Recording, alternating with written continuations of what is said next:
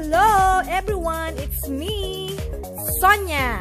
Welcome back to my cooking show. Kung nakikita nyo guys, sa aking table, nakahanda na yung aking mga gagamiting, mga sangkap. Ang luluto ko ngayon ay ang pinaksiw na bangus. Ang aking bangus ay nilagyan ko na siya ng salt para mas malasa siya pag naluto. Ang aking mga sangkap ay naririto. Meron akong suka, pepper, pampalasa, bawang, sibuyas, siling green, luya. Number 1, of course, ang bangus. At mag-add tayo ng water. Ngayon guys, sisimulan ko ng lutuin ang bangus. Okay? Ngayon, maglalagay muna tayo ng mga luya. Pagsasama-samahin natin ang bawang at saka sibuyas. Tapos, isunod natin ang bangus.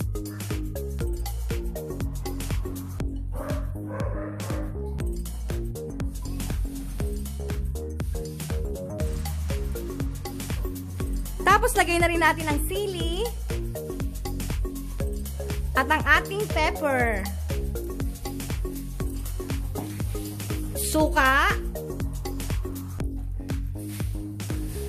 at ang ating water.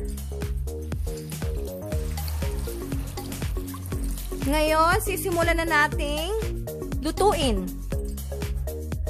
sa stove at magsisimula na tayong magluto. Yan, ang ating paksiw na bangus at ngayon, lalagyan natin ng pangpalasa.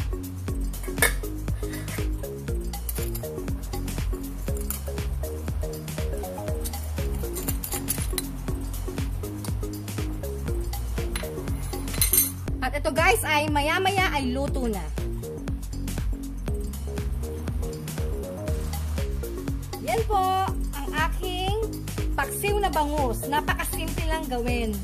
Sana guys nagustuhan nyo hanggang sa susunod po muli ng aking cooking show. Thank you guys. Bye!